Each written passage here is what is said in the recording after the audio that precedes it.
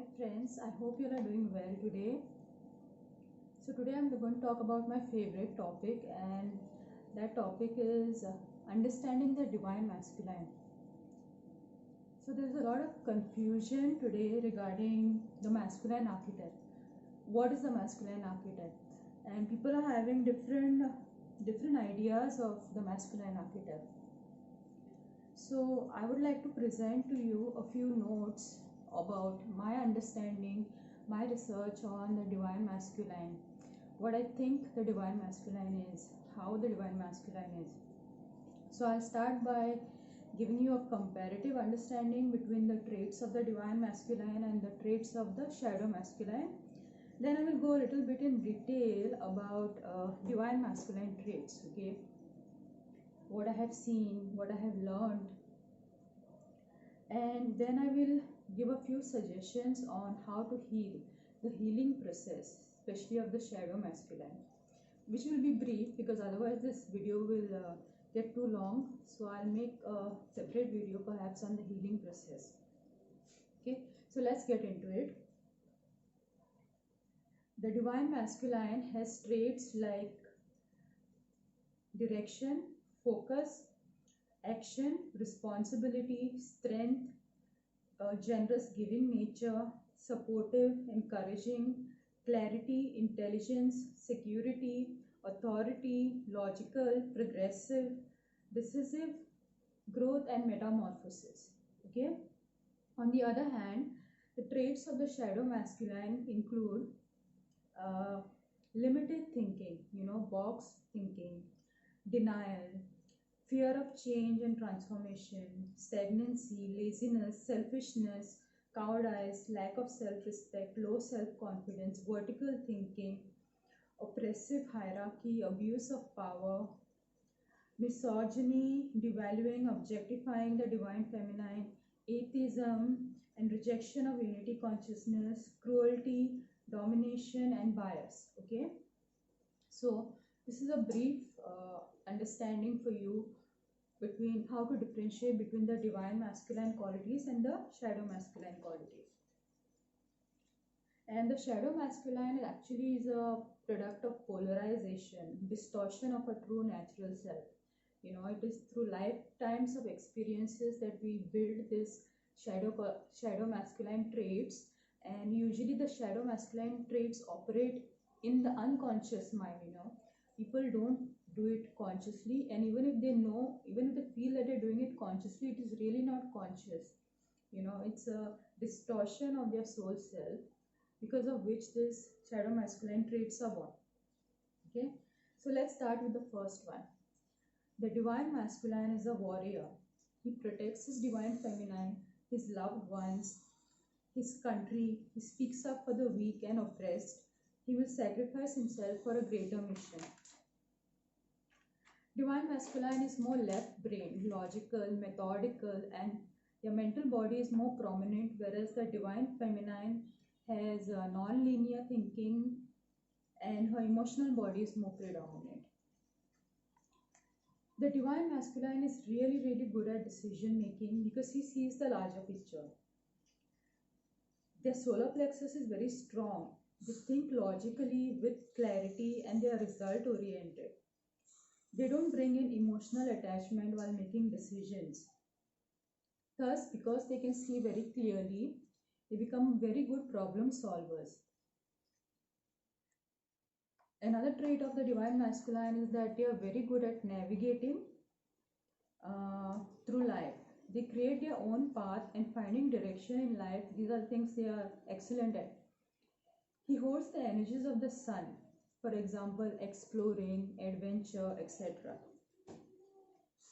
The divine masculine has a learning attitude.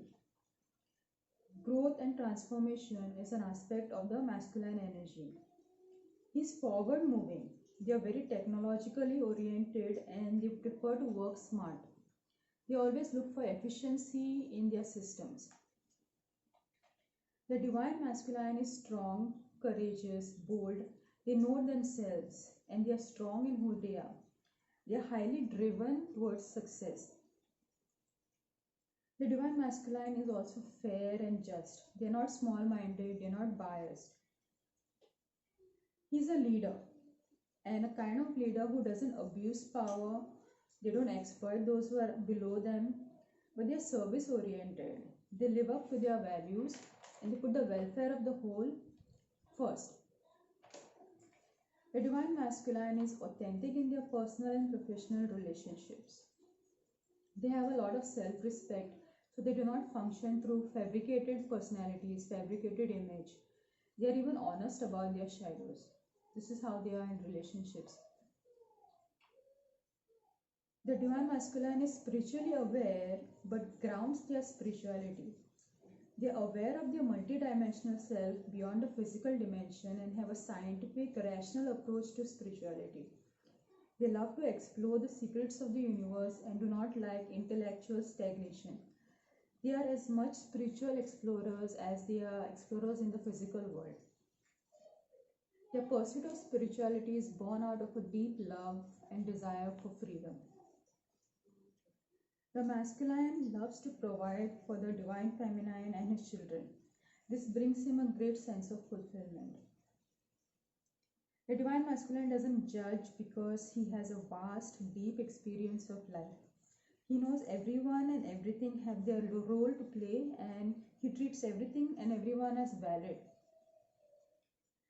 The divine masculine has a side that is deeply caring and intimate. And he shows this side to those people whom he feels really deserve this aspect of himself. He handles responsibility as an opportunity to create a legacy, not as a burden. The divine masculine is highly goal focused, disciplined. He's aware of the practical ground realities. He has a single pointed focus, whereas the divine feminine works in a flow sort of way. She flows, but the divine masculine has single pointed focus. The divine masculine is very discerning in his relationships. He will not waste his energy in trying to tear someone down or crush someone. He values his energy, so he will always seek to create new things. They have a keen intuition and are very careful who they let into their energetic space. They carefully invest themselves in the right relationships so that they can build something stable and long lasting. They seek to create professional stability and emotional stability. The divine masculine will always have balanced energetic exchanges in relationships. He will reciprocate.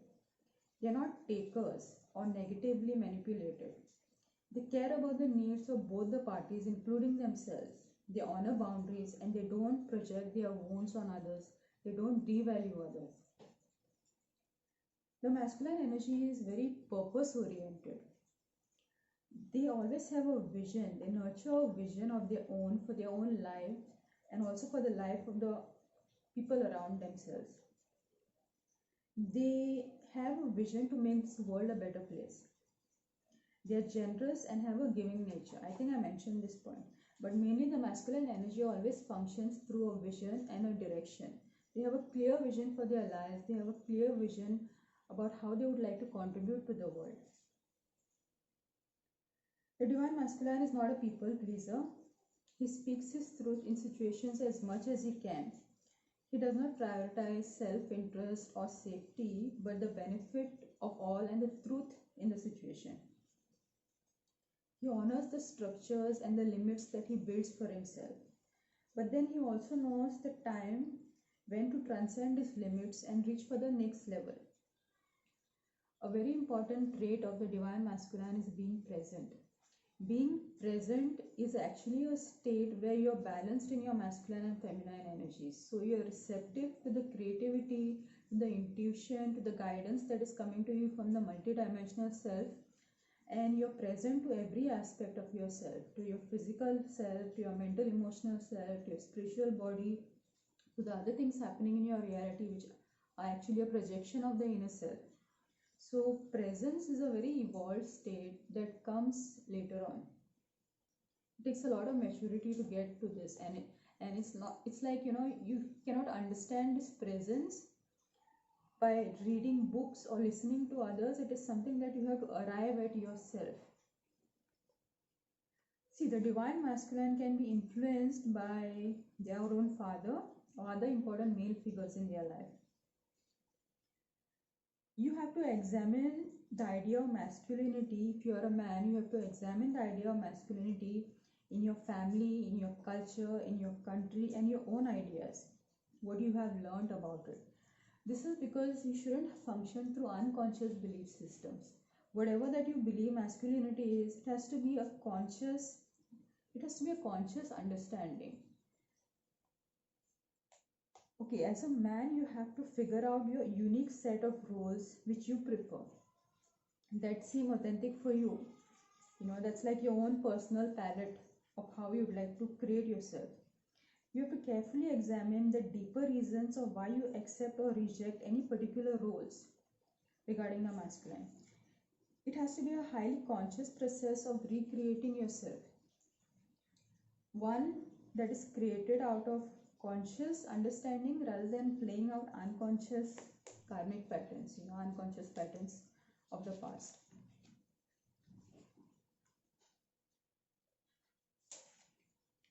Okay, so now we'll just come to the shadow masculine. When the shadow masculine energy is wounded, they can either get too dominating, too controlling, or turn into people pleasers and give their power away to get love and validation.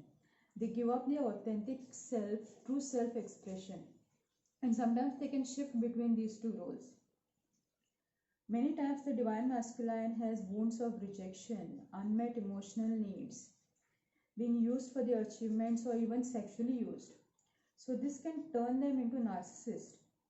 It is very important to do the shadow work for this particular reason. In fact, I feel shadow work should be included in college level, higher secondary college level, because this is some deep psychological work that was introduced by Carl Jung also. It existed in spirituality even before Carl Jung. It was called soul fragmentation, and Carl Jung gave the term shadow work. So I feel this has to be taught to people in schools and colleges, because that will make them more aware and more responsible citizens. When you have awareness about yourself, only then you have control. Otherwise, you don't have control. So these are the wounds that they carry. So what really happens is this can turn them into narcissists. It is very important to do the shadow work and reclaim the true self, to become fully conscious of their behavioral patterns for the shadow masculine to heal. If the particular person has gone through emotional or other trauma in their childhood or early youth, their chakra system can get highly polarized. And when the chakra system is highly polarized, the person goes unconscious. Certain parts of your personality become unconscious, and then you function through these unconscious parts. So the chakra system becomes polarized such that they unconsciously project their wounds on others. So this is the healing process one has to go through. Usually the divine masculine starts healing from their patterns when they meet their divine feminine and receive her unconditional love.